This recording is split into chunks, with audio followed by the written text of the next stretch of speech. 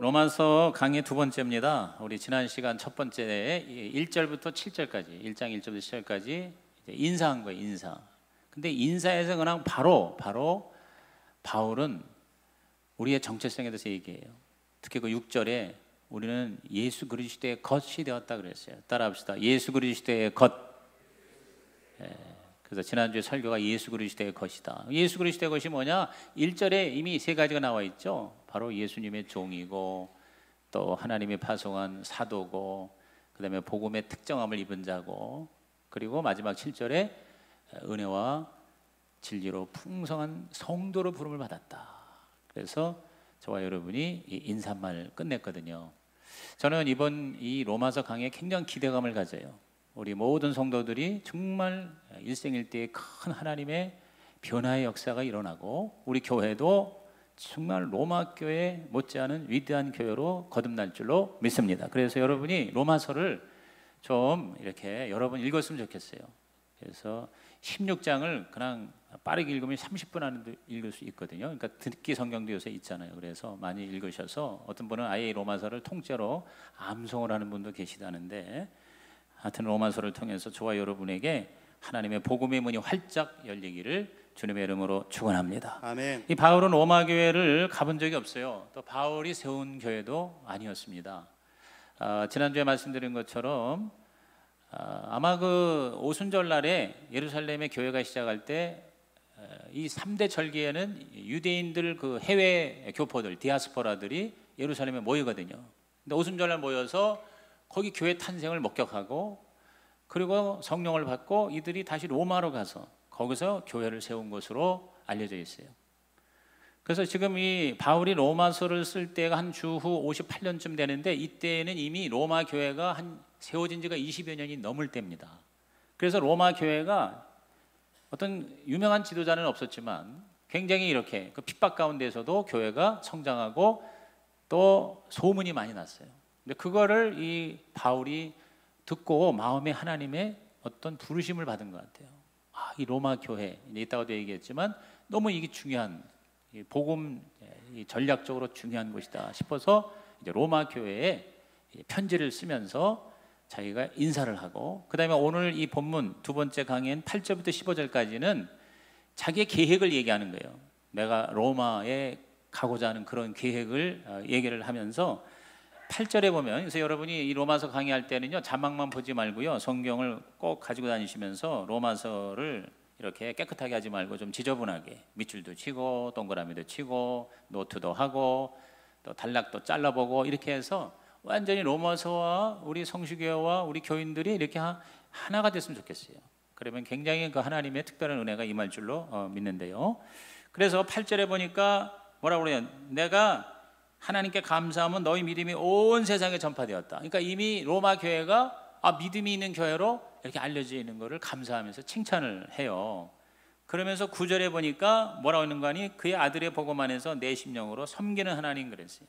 따라합시다. 복음 안에서 섬기는 하나님.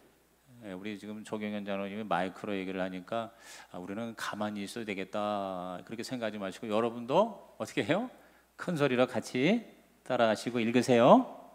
그래서 여기 복음 안에서 섬긴다는 게 뭐겠어요? 종이죠. 서번트, 종이에요. 그래서 복음의 종. 지난 시간에 우리가 예수 그리스도의 종이다, 바울이 그렇게 얘기했는데, 복음의 종이다 이렇게 또 별명을 붙일 수 있다고 봐요. 그래서 오늘 설교의 제목이 복음의 종. 시작. 복음의 종이에요. 자, 복음의 종이 어떠한 삶을 살아야 할 것인가? 이 바울의 그 로마 방문의 계획의 메시지를 통해서 우리는 세 가지로 복음의 종의 삶의 모습을 보게 돼요. 첫째, 기도하는 종이에요. 기도하는 종. 쉬지 않고 기도한다. 자, 우리 9절 한번 다시 읽어봅니다. 시작. 내가 그의 아들의 복음 안에서 내 심령으로 섬기는 하나님이 나의 증인이 되시거니와 항상 내 기도에 쉬지 않고 너희를 말하며 그랬어요. 복음 안에서 섬긴다. 그래서 이 섬긴다, 라튜리오라는 건 뭐냐면 값주고 산 대가로 그 산 사람에게 따라간다, 순복한다는 뜻이에요. 여러분, 하나님이 저와 여러분을 예수님의 보혈로 값주고 사셨어요. 값주고 사셨어요. 우리가 은혜는 공짜로 받는 것 같지만 절대 이 값은 치러진 것이에요. 근데 얼마짜리냐? 예수님짜리예요, 예수님짜리. 자, 우리 고린도전서 6장 19절에서 20절 말씀을 우리가 어떤 존재인가를 다 같이 읽어봅니다. 시작. 너희 몸은 너희가 하나님께로부터 받은 바 너희 가운데 계신 성령의 전인 줄을 알지 못하느냐? 너희는 너희 자신의 것이 아니라 값으로 산 것이 되었으니 그런즉 너희 몸으로 하나님께 영광을 돌리라. 자, 우리 몸이 이제는 뭐냐? 그냥 이 단백질로 구성된 육체가 아니라 바로 뭐냐면 성령님이 거하시는 성전이다. 이야, 이거 얼마나 엄청난 선언입니까? 내 몸 내가 볼 때 뭐 아프고 또 뭐 참 여러 가지 꾸부정하고 또 얼굴을 보니까 또 주름이 생기고 그런 몸인 것 같지만 바로 내 안에 성령님이 거하시는 성전이다. 아멘입니까? 여러분, 내가 성령을 모시는 성전이라고 여러분이 끊임없이 자기에 대해서 인식을 한다면 아마 우리의 삶이 혁명적으로 달라지지 않을까. 근데 그렇게 될 수 있었던 것이 그냥 저절로 된 게 아니라 20절에 값으로 산 것이 되었다 그랬어요. You are bought at the price 그랬어요. 공짜가 아니에요. 값을 주셨는데 얼마나 비싸게. 여러분, 보통 우리가 값없는 은혜라고 그러는데 그거는 싸구려란 뜻이 아니에요. 너무 비싸서 값을 매길 수가 없어. 그래서 priceless예요. 그래서 값이 없다는 뜻이지 싸다는 뜻이 아니에요. 예수님이 자기 자신을 전적으로 여러분 저 한 사람을 위해서 수십억 분의 1이 아니에요. 오직 나만 위해서 예수님이 십자가에서 값을 치르신 존재가 바로 저와 여러분이라는 거. 이 사실을 오늘 이 말씀을 통해서 여러분이 분명히 깨닫고 확신하기를 주의 이름으로 부탁을 드립니다. 아멘. 그래서 우리가 이렇게 값으로 샀기 때문에 나를 사신 그분이 우리의 주인님이라는 거죠.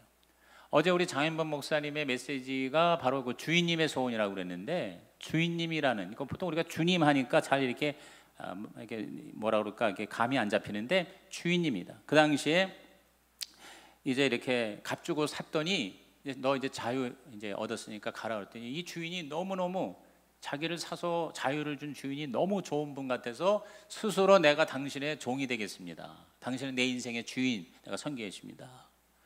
이 둘로스라는 게 바로 그렇게 자발적으로 종이 된 거예요. 뭐 비참한 노예 이런 생각이 아니라 그런 개념이 아니에요. 그러면 그 주인이 품에 안고 그 종의 귀를 뚫어요. 귀를 뚫어. 이제 너는 내 거라고. 그래서 넌 책임지겠다는 거예요. 그럴 때 그 종이 주인의 품에 안겨서 귀를 뚫을 때 너무너무 행복하고 완전히 전적으로 신뢰해서 맡기는 그러한 모습을 여러분이 한번 상상해 보세요. 그게 바로 복음의 종이에요. 그게 바로 예수님의 종이에요. 그래서 이 종된 자는, 복음의 종은 우선 기도로 섬긴다는 거예요. 기도로. 그래서 여기 바울은 쉬지 않고 너희를 말한다. 내 기도에 쉬지 않고 너희를 말한다. 내가 지금 로마에 갈 수는 없으나 그러나 너희들을 위해서 기도한다. 오늘 여러분들 선교지에 직접 갈 수 없을지라도 그 선교를 위해서, 선교사를 위해서, 또 내가 전하는 복음 대상자가 저 만날 수 없는 먼 곳에 떨어지실지라도 우리는 뭐예요? 기도로 복음의 종이 될 수 있는 거예요. 그들을 위해서 기도해주고 중보해주는 거죠. 그렇죠? 여러분께서 이 추석에 일가친척을 만날 때 멀리 떨어진 여러분이 믿지 않는 그 혈육을 위해서 여러분이 기도를 하기 시작한다면 여러분은 복음의 종이 되는 거예요. 아멘? 아멘. 그래서 우리가 기도에 대해서 말하는 게 아니고, 기도에 대해서 공부하는 게 아니고, 예의상 기도한다고 말하는 게 아니라 실제로 바울은 쉬지 않고 기도했어요.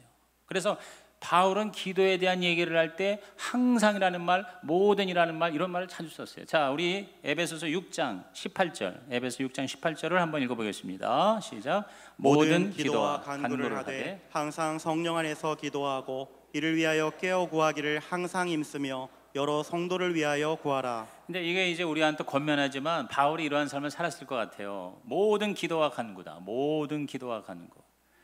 기도에는 회개 기도도 있고 감사 기도도 있고 찬양 기도도 있고 또 자기의 소원을 아르는 간구의 기도도 있고 여러 가지 기도가 있을 거 아니에요. 방언 기도도 있고 우리말 기도도 있고 묵상 기도도 있고 발성 기도도 있고, 그러니까 모든 기도와 간구를 하는데 항상 자, 공간적 시간적 그리고 성령 안에서 영적으로 성령의 그 인도하심으로 기도를 하되 깨어 구하기를 항상 힘쓰며 그랬어요. 기도를 힘쓰라고 그랬어요. 여러분, 기도가요 절대로 쉽지 않습니다. 기도가 저절로 되지 않습니다. 기도는 어떻게 보면 씨름이고요, 노동이고요, 그리고 전쟁이에요, 전쟁. 제가 이 예수원 이번에 제가 마음이 많이 힘들어서 기도를 할 때 예수원에 가고 싶었었어요. 근데 이 예수원에 내가 처음 우리 대학생 때 갔을 때 지금도 내가 잊혀지지 않아요. 그 인상이 뭐냐면 할렐루야 하면서 그 대천덕 신부님의 키 큰 삐쩍 마른 우리 신부님하고, 그 다음에 이렇게 현관을 가보니까 거기에 뭐라고 패가 써 있는 거 아니? 기도는 노동이요, 노동은 기도다, 이렇게 써 있어요. 굉장히 아주 인상적이었어요. 그러니까 그 수도사들이 말씀 연구하고 기도만 하는 게 아니라 실제 노동을 해요. 농작물을 재배하고 양을 치고 양털을 깎아내고 또 이렇게 음식을 만들고 장작을 패고 또 십자가 조각을 이렇게 해서 그걸로 이제 사람들한테 목걸이로 팔고 이러거든요. 그러니까 기도가 바로, 노동이라는 말은 우리가 막 하나님께 부르짖는 것만 기도가 아니라 우리의 삶이 바로 뭐예요? 하나님께 드리는 노동이 기도, 일이 바로 기도가 될 수 있다. 그러면서 동시에 또한 기도는 하나의 뭐냐면 내 육체적인 하나의 힘쓰고 애쓰는 노동이다. 그래서 여러분이 기도를 사실 1시간 이상 한다는 거는요, 이게 훈련이 안 되면 쉽지 않거든요. 그래서 하여튼 힘쓰는 거예요. 여러분, 특별히 기도에 은사 받은 사람조차도 힘든 거예요. 그러니까 보통 여러분이 기도 한 5분 하고 나서 아유, 기도 이거 어떻게 더 해? 기도가 안 돼, 막 좀이 쑤셔. 이게 기도해야 하는 거 보면은 막 이렇게 시작했는데 이렇게 보니까 없어졌어. 중간에 못 견뎌서 나가는 분이 계시더라고. 왜냐하면 앉아 있을 수가 없는 거예요. 근데 이게 뭐냐면 힘을 써야 돼요. 용을 써야 돼요. 그래서 예수님조차도 막 기도를 너무 용 쓰고 힘 쓰느라고 막 혈관이 터져가지고 땀이 피가 돼서 땅에 떨어졌다. 여러분, 그게 뭐예요? 겟세마네 기도 아니에요? 겟세마네라는 말이 뭐냐면 이 기름을 짜는 거예요. 이거 기름틀 막 얼마나 그게 여러분 진액이 빠지는 거예요. 그렇게 힘쓰라는 거예요. 그리고 성도를 위하여 구하라. 우리가 남을 위한 기도. 저는 여러분을 위해서, 여러분은 저를 위해서 이렇게 기도하는 거예요. 그러니까 바울은 자기가 알지 못하는 성도들, 그 교회를 위해서 기도했어요. 로마 교회의 중요성을 알았어요. 전략적으로 너무 중요하다는 거. 왜냐하면 그 당시 로마 제국의 중심이죠. 그리고 땅끝까지 복음을 전하려는 이 바울의 이 비전이 뭐냐면 땅끝이 그 당시에 서바나였어요. 오늘로 말하면 스페인이에요. 근데 걸로 가기 위한 교두보로 로마 시를 택한 거예요. 바울은 선교 전략이 도시를 중심으로 선교를 했어요. 도시 중심. 그래서 우리 바울 서신이 다 뭡니까? 빌립보, 안디옥, 뭐 에베소, 갈라디아, 다 이게 뭐 도시 이름이에요. 그래서 도시에 또 특별히 그 뭔가 영향력 있는 사람들에게 접근해서 복음을 전하고 교회를 세우고, 이렇게 해서 빠른 시간에 바울이 한 25년에서 30년을 일을 하다가 세상을 떠나셨는데, 그 짧은 기간 동안에 전 유럽을 다 커버하는 교회를 세우고 그들을 목양을 하실 수 있었던 것이 바로 그러한 도시 선교 전략이었었거든요. 근데 로마를 특히 이제 마음에 두고 계속 기도한 거예요. 몇 년을 기도한 거예요. 그렇게 해서 가기를 바랐는데 하나님은 그 기도 응답하셨잖아요. 그 가려고 했는데 못 갔는데 어떻게 갔어요? 사도행전 후반부에 보면은 바울이 죄수가 되어서 로마 군병들의 호위를 받아가면서, 여러분 그 당시에는 로마 시민권이 있으면 재판에 불리하면 손을 딱 들고 나는 가이사에게 가겠습니다. 가이사가 시저, 로마 황제 가겠습니다. 그러면은요 모든 재판 다 중단하고 그 한 개인이 황제 앞에 가서 재판을 받을 수 있는 권리가 있는 거예요. 그게 로마 시민권. 그러니까 바울은 로마 시민권을 가지고 있었기 때문에 그 유대인들이 그 궁리해가지고 죽이려고 했던 재판에서 살아날 수가 있었던 거예요. 그리고 배를 타고 몇 개월에 걸쳐서 로마로 가다가 파선을 하고 거기서 또 역사가 일어나고, 이 바울 한 사람 로마로 호송하기 위해서 200 몇십 명의 군사가 동원이 된 거예요. 기가 막히게 하나님께서 로마행을 가능하게 한 거예요. 기도했더니 하나님이 이렇게 기가 막히게 역사하셨다. 오늘 저와 여러분도 기도할 때 하나님이 저와 여러분의 복음에 대한 꿈과 비전을 이루어 주실 줄로 믿는 것입니다. 아멘. 그러므로 우리는 뭐냐, 이번 우리 교회가 부흥회를 통해서 다시 한번 깨닫는 거는 바로 우리가 뭐냐, 기도해야 되겠다. 이번에 이 부흥회가 저는 굉장히 의미 있다고 봐요. 뭐 이렇게 들었다 놨다 하는 거 이번에 없었어요. 그렇죠? 그리고 전문 부흥사들이 아니세요. 그가 와가지고 그냥 이렇게 얘기를 할 때 좀 뭔가 이렇게 웃기는 얘기도 좀 하고 들었다가 놨다가 했으면 좋겠는데 그냥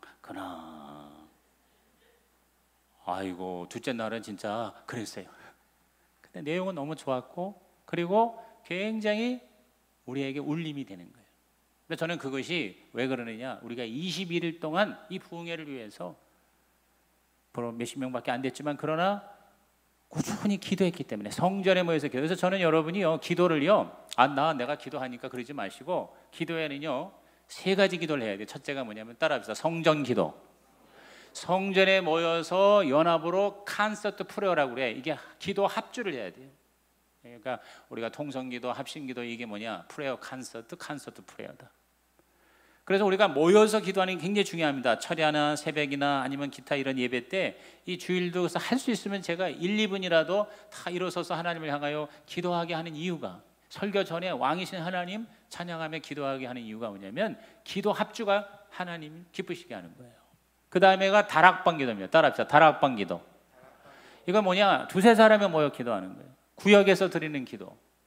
뭐 목장이니 셀이니 뭐 그다음에 감리교는 속이라고 그러고 어떤 때는 또 뭐 순이라고도 여러 가지 이름만 명칭 다르지 결국 뭐냐면 소그룹이에요. 소그룹.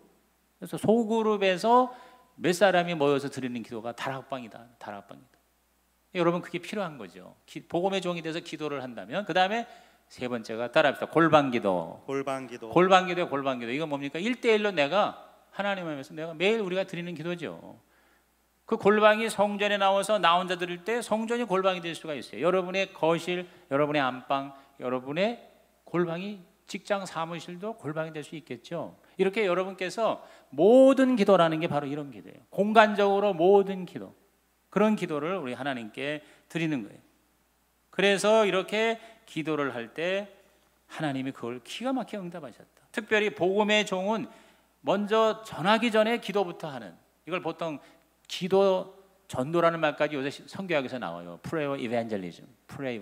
그래서 우리 사탄의 견고한 진을 먼저 묻고 그리고 성령이 역사하시도록 그렇게 기도로 하나님 앞에 복음의 섬김을 하는 거죠. 그래서 골로새서 4장 2절에서 3절 한번 읽어보겠습니다. 시작. 기도를 계속하고 기도에 감사함으로 깨어 있으라. 또한 우리를 위하여 기도하되 하나님이 전도할 문을 우리에게 열어주사 그리스도의 비밀을 말하게 하시기를 구하라.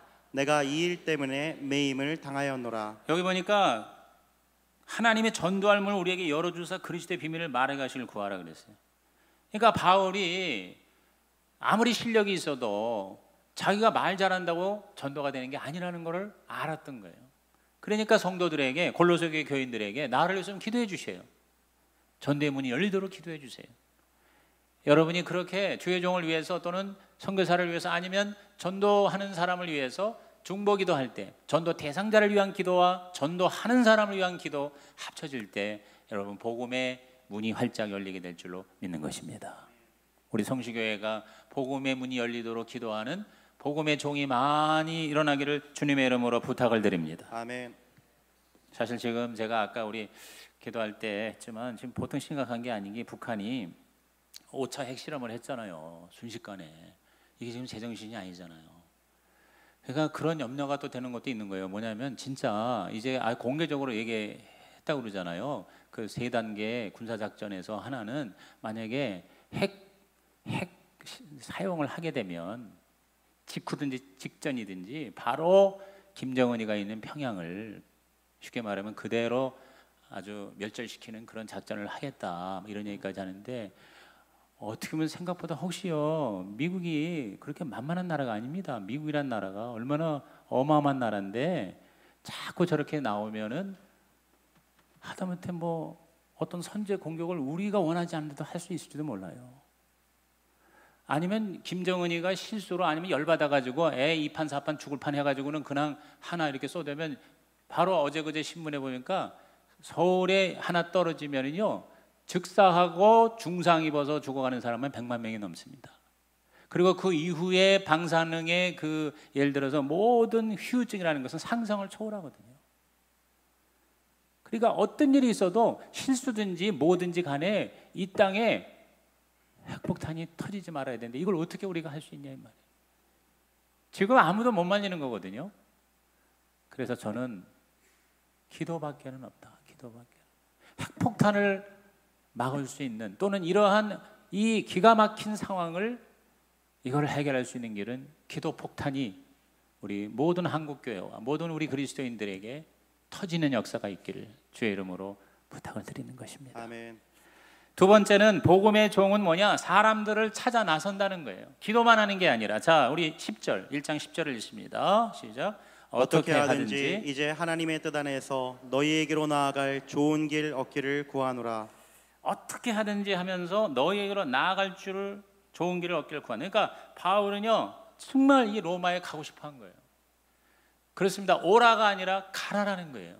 물론 성경은 오라 내가 쉬게 하리라, 가라 내가 함께 하리라. 이게 오라 교회와 가라 교회, 모이는 교회, 흩어지는 교회, 이렇게 우리가 교회를 정리할 수가 있는데, 예수님께서 이 복음의 종에게 하시는 말씀은 뭐냐? 가서 모든 민족으로 제자를 삼으라. 우리 어제 마지막 날 메시지의 본문이 마태이 28장 19절 20절이었죠. 한번 따라합시다.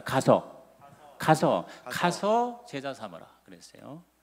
가라는 거죠. 그래서 이 바울은 가려고 한 거예요. 그럼 가서 뭘 하겠다는 거냐? 가서 뭘 하겠다는 걸 이 인사말에 로마 교회 교인들에게 정확하게 세 가지로 설명해요. 첫째가 뭐냐면 11절입니다. 11절 시작.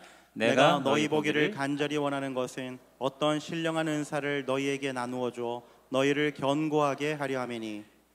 간절히 원하는 건 뭐냐면 가서 신령한 은사. 이 어떤 신령한 은사가 뭐냐면요, 이게 바로 복음이에요.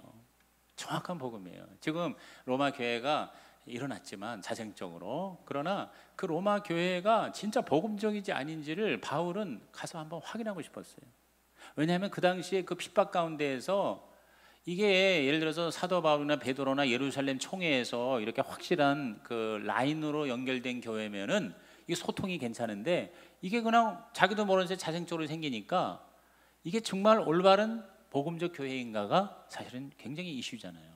그러니까 이 로마서 전체가 다 뭐냐면 복음에 대한 얘기예요.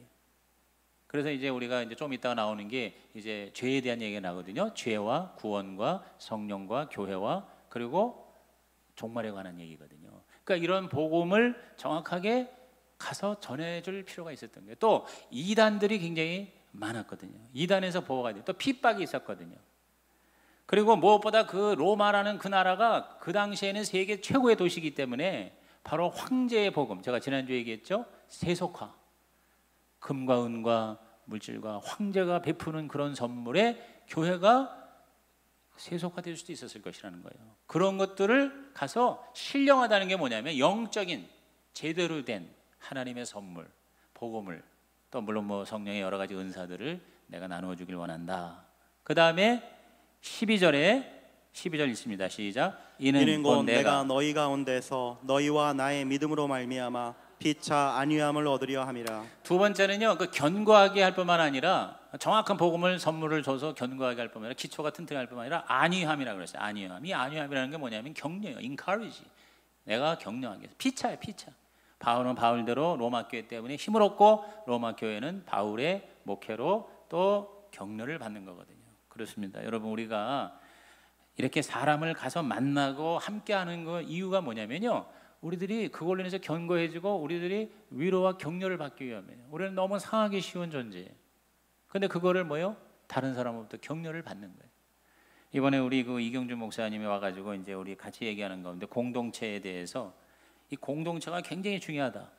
그래서 그 교회는 개척 때부터 예배가 있고 주일 성수라는 개념이 예배만 드리는 게 아니라 예배 드리는 사람이 다 밥을 먹어야 돼. 밥을 먹고, 밥을 먹는 것도 누구한테 시켜서 먹는 게 아니라 자기들이 다 돌아가면서 식사 준비를 하고 나르고 설거지까지 하고 청소까지 끝내고, 그 다음에 또 한 가지 뭐냐면 반드시 소그룹 제자 훈련. 그래서 그 내비게이터의 10단계 가지고 전 성도가 거의 100%가 그렇게 예배드리고 또 소그룹 성경 공부 훈련하고 그리고 같이 식사하면서 섬기고 사역을 하고, 이 세 가지가 이게 주일 성수의 개념이다. 이거를 아예 처음부터 그렇게 강조해서 가르쳤다. 그러면서 공동체라는 게 바로 뭐냐? 한번 따라합시다. 먹고 일하고 나눈다. 그러니까 함께 먹고 그리고 함께 일하고 섬기고 사역하고 그리고 함께 삶을 나누는 것이, 그것이 바로 공동체다. 이렇게 얘기를 했어요. 뭐 그것이 구역이든 목장이든 뭐 셀이든 아니면 다락방이든 간에 바로 그러한 공동체. 그래서 골로새서 2장 7절에 보면 다 같이 읽어봅니다. 그 안에 뿌리를 박으며 세움을 받아 교훈을 받은 대로 믿음에 굳게 서서 감사함을 넘치게 하라. 자, 이게 공동체의 기가 막힌 아름다운 모습 아니에요? 자, 뿌리를 박는 거예요. 뿌리를 박는 거예요. 교회 와가지고 금방 어디로 다시 사라지는 원인 중에 하나가 뭐냐면 뿌리를 못 박는 거예요. 뿌리를. 그 누군가가 이렇게 뿌리 박아주게끔 해줘야 되는데 소속이 없는 거예요. 그 다음에 세움을 받는다. 성장을 하고 뿌리 받고 이 식물이 이렇게 세움을 받아야 되고 옆에 이렇게 막대기로 묶어주잖아요. 교훈을 받고 믿음에 굳게 서서 감사함을 넘치게 하는 이런 공동체가 그게 바로 사람을 만나고 찾아가는 목적이 됐다. 그 다음에 세 번째가 뭐냐면 열매를 맺도록했다. 자, 13절 로마서 1장 13절을 읽어봅니다. 형제들아 내가 여러 번 너희에게 가고자 한 것을 너희가 모르기를 원하지 아니하노니 이는 너희 중에서도 다른 이방인 중에서와 같이 열매를 맺게 하려 함이로되 지금까지 길이 막혔도다. 자, 첫째는요 견고하게 하기 위해서, 둘째는요 편안 안위하기 위해서, 그 다음에 세 번째는 열매. 그래서 이 바울은 열매에 굉장히 관심을 많이 가졌어요. 저는 우리 인생의 정의에 대해서 여러 가지가 있지만 스티븐 카비 박사가 얘기한 그 세븐 헤비츠라고 이미 벌써 20년 30년 됐어요. 그 세븐 헤비츠가 거의 한 3, 4천만 번 팔렸습니다. 아마 이 20세기, 21세기 현대의 클래식이라고 할 수 있는 게 두 권 있는데 이른바 그 성공하는 사람들이 읽고 있을까 이 세븐 헤비츠가 어마어마하게 팔렸고, 그 다음에 퍼포스 드리븐 라이프 목적에 이끄는 삶이 한 4천만 번 이상 팔렸어요. 근데 이 두 가지 책이 인생에 굉장히 영향을 현대인들에게 미치고 있는데 하나는 굉장히 그 기독교적이고 하나는 어떻게 보면 세속적인 거죠. 근데 그 세속적인 그 책에서 스티븐 카비가 인생을 정의를 너무 잘한 거예요. 저는 이걸 너무 좋아하는데 인생은 살며 사랑하며 배우며 남기는 것이다 그랬어요. 한번 따라합시다. 살며 사랑하며 배우며 남기는 것이다. 열심히 살아야 돼요. 여러분 자살하지 말고 열심히 살아야 돼요. 아무리 힘들어도 우리는 뭐예요? 인생은 살만한 가치가 있다 생각하고 가난해도 아파도 힘들어도 우리가 이 삶을 열심히 사는 것이 인생이다. 또 사랑이다. 하나님의 사랑이고 인생의 사랑이다. 여러분 우리 죽을 때에 더 돈 벌었으면 더 일 많이 했으면 이런 사람 별로 없고요. 뭐라고 그래요? 더 내가 사랑하지 못한 걸 후회한다는 거 아니에요. 내 부모를, 내 남편을, 내 아내를, 내 자식을, 내 친구를 내가 더 사랑하지 못한 거에 대한 그런 후회. 그 잘기가 옛날에요 그 후지산에 떨어질 때 500몇 명이 죽은 게 있어요. 굉장히 오래전 얘기입니다. 근데 그때 그 20분 그 추락하는 그 기가 막힌 상황에서 사람들이 마지막 유언 비슷하게, 지금이라면 뭐 핸드폰 문자로 남겼는데 노트를 한 게 수십 장 발견되는데 그 노트의 대부분이 뭐냐면 사랑한다는 말이었어요. 그 다음에 배운다. 끝없이 우리는 배우는 겁니다. 우리는 동물이 아니기 때문에요 우리는 죽을 때까지 배우는 거예요. 근데 여러분 저는 우리 크리스찬이요 얼마나 감사합니까? 여러분이 일주일에요 한 번 이렇게 와서 설교를 듣는 것을 통해서 여러분은요 많은 것을 배울 수가 있는 거예요. 설교 한 편 듣는 거 20분 30분짜리지만 그거 위해서 목사가 7일 동안 준비하고 책을 읽고 기도하고 정리하고 또 다시 이걸 추리고 해서 이 강단에 올려놓는 건데요, 이거를 여러분이 잘 새겨 듣고 그냥 듣고 끝나는 게 아니라 일주일 동안 줍어가지고 그 말씀을 계속 묵상하고 말 그대로 그 여호수아 1장 8절처럼 입에서 떠나지 말게 하며 주야를 묵상하며 그 가운데 기록 안으로 다 지켜 행하는 이러한 말씀을 붙들고 계속 일주일에 한 번씩 여러분이 한 번만 나와서도 진짜 이 메시지를 여러분이 잘 소화를 시킨다면 여러분은요 죽을 때까지 가장 훌륭하게 배우게 될 줄로 믿는 것입니다. 여러분 이거 굉장히 귀한 걸로 여기셨으면 좋겠어요. 뭐 세상에 수많은 뭐 프로그램이 있고 한데 뭐 요새 종편이 많이 생겨가지고 뭐 채널이 얼마나 많이 돌리면은요 별별 희한한 얘기들 정보들 얼마나 많아. 뭐 동치미니 뭐 아공이니 뭐 그런 것들 많은데 다 뭐냐면 별 볼 일 없는 얘기 가지고 하는 거예요. 뭘 먹으면 어떻게 되고 뭐 또 뭐 어떻게 뭐 살아야 되는데 뭐 이것저것 어디 가면 좋은 거 뭐 그다음에 또 보면은 어떤 뭐 스타의 유명한 사람의 뭐 뒷조사했는데 어쩌고 저쩌고 뭐 그런 얘기. 예? 또 무슨 정치도 뭐 어떻게 분석하고 앞으로 어떻게 될 거라 뭐 이런 걸로 하루 종일 채널 돌리다가 세월 다 보내는 사람들 얼마나 많은지 몰라요. 오늘 여러분이 교회 와서 예배드리고 하나님 말씀 듣고 영적으로 계속 성장하고 배워나가는 자가 되기를 주님의 이름으로 축원합니다. 그 다음에 뭐냐? 남기는 거야. 남기는 거. 뭔가 우리가 남긴다. 뭐 하다못해 우리 자식들을 남기고 우리의 이름을 남기고 또 우리들의 모든 어떤 이 세상에 내가 있으면서 조금이라도 뭔가 좋은 거를 남기는 게 인상이다 이렇게 가르치는데 우리 그리스도인의 입장에서는 두 가지 가장 확실한 열매가 있죠. 그게 뭐냐면 성령의 열매와 전도의 열매예요. 우리가 예수님을 닮아가는 그 성령의 9가지 성품, 이걸 우리가 남기는 것이 중요한 거고요. 이건 사라지지 않습니다. 그 다음에 두 번째는 나 때문에 예수 믿고 지옥 가지 않고 천국 가는 그러한 하나님의 상급을 남기는 것. 그래서 이번 이 부흥의 주제가 뭐냐면 한번 따라합시다. 영혼 구원하여. 영혼 구원하여. 제자 삼는 교회. 제자 삼는 자, 교회. 영혼을 구원하는 건 전도의 열매고 제자 되는 거는 바로 뭐예요? 성령의 열매예요. 이것만이 뭐냐면 하나님 앞에 가장 뭐 다른 게 다 뭐 소용이 없다는 게 아니라 가장 넘버원 그것이라는 걸 우리는 이번에 다시 한번 확신했으면 좋겠습니다. 마지막 세 번째로 복음의 종은 이제 빚을 갚는다는 거예요. 빚을 갚아요. 자, 14절과 15절을 읽겠습니다.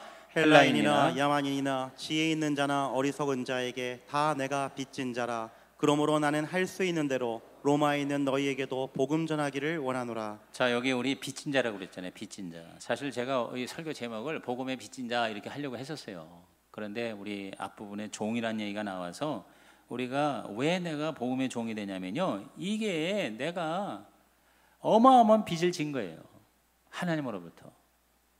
그래서 조금이라도 갚는 길이 있는데 그게 뭐냐면 가서 필요한 자에게 복음을 전하는 거예요. 내가 로마에 가려고 하는 이유가 바로 빚을 갚기 위해서다. 그래서 이 심정이 그냥 억지로 시켜서가 아니라, 설교 들어서 하는 게 아니라 내 마음에 하나님이 그런 빚진 자의 심정을 주시는 거예요. 그래서 하나님의 사람들이 예를 들어서 고린도전서 9장 16절 있습니다. 시작. 내가 복음을 전할지라도 자랑할 것이 없음은 내가 부득불 할 일이라. 만일 복음을 전하지 아니하면 내게 화가 있을 것이로다. 여러분, 빚을 갚지 않으면은 거기에 대해서 어떤 그 굉장한 어려움이 다가오잖아요. 그런 심정이라는 거죠. 내가 기뻐서도 자원해서도 하지만 부득불 내가 화를 받지. 예, 왜냐하면 바로 옆에 있는 그 사람이 너가 전해서 노 하면 할 수 없는 거예요. 그런데 전하지 않아서 만약에 구원을 못 받으면 그 핏값을 너에게서 찾으리라. 이게 분명히 성경에 나와 있거든요. 그 다음에 사도행전 4장 20절을 읽습니다. 시작. 우리는 보고 들은 것을 말하지 아니할 수 없다. 이게 누구 얘기예요? 베드로 얘기예요. 베드로하고 요한이 잡혔어요. 두들겨 맞았어요. 더 이상 이제 예수 얘기하지 말아라 했을 때 베드로와 요한이 말하지 아니할 수 없다. 우리 옛날에 이제 영문법 공부할 때 cannot help ing, cannot help ing야. 할 수밖에 없다. 구약의 예레미야 선지자도 뭐라고 얘기합니까? 자, 예레미야 20장 9절 읽어봅니다. 내가 다시는 여호와를 선포하지 아니하며 그의 이름으로 말하지 아니하리라 하면 나의 마음이 불붙는 것 같아서 골수에 사무치며 답답하여 견딜 수 없나이다. 골수에 사무치며 답답. 그래서 배수진을 치는 거거든요. 그 일 잘하는 법 마이크로소프트에서 배운다는 책에 보면은요, 이 바이킹 얘기가 나와요. 그러니까 이 빌 게이츠가 이 MS사를 세계적인 기업으로 일으킨 그 배우의 뭐냐면 항상 그 바이킹의 그 배수진을 치는 자세에서 나왔다고 그러는 거예요. 그게 뭐냐면 그 바이킹이라면 여러분 유명한 해적이잖아요. 그 바이킹 후예들이 잉글랜드를 세운 거예요. 근데 이 바이킹이 해적질을 하러 어느 섬이나 어느 땅에 상륙을 하잖아요. 그러면 그들이요, 그 섬을 정복하기 전에, 노략질을 하기 전에 반드시 배를 태운대요. 자기들이 타고 온 배를 불을 질러 버린대. 그게 뭐냐면 여기서 우리가 확실하게 점령 정복하지 않으면 우리는 돌아갈 수도 없다 이거야. 그래가지고 다 우리가 여기서 이겨서 내 걸로 해서 배를 만들어서 돌아간다. 이런 이른바 돌아올 수 없는 강을 넘는다. 보통 그런 얘기하죠. 원웨이 티켓 얘기하죠. 이러한 자세로 바이킹이 성공했다. 그래서 빌 게이츠도 바로 그러한 자세로 뛰어들었다. 오피스나 익스플로러나 인터넷 이런 뛰어들어갈 때 그러한 자세로 갔다 그랬어요. 이게 바로 복음의 종인 바울의 그러한 마음이었다고 봅니다. 그건 또 주님의 유언이기도 하죠. 마가복음 16장 15절 마지막 읽습니다. 또 이르시되 너희는 온 천하에 다니며 만민에게 복음을 전파하라. 제가 우리 순복음교회 서대문 시절부터 다녔는데 서대문이나 여의도나 이렇게 보면은 양 옆에다가 두 말씀을 지금도 계속 붙어 있는 것 같은데 뭘 썼냐면 첫째는 너희는 이거예요. 마가복음 16장 만민에게 복음을 전파하라. 그 다음에 옆에는 쉬지 말고 기도하라. 두 가지예요. 전파하라, 기도하라. 기도하라, 전파하라. 이 두 가지가 바로 그 세계적인 교회를 이룬 하나의 두 축이었지 않았나 하는 생각이 들어요. 기도하고 전파하고, 전파하고 기도하고. 자, 이러한 주님의 유언이죠.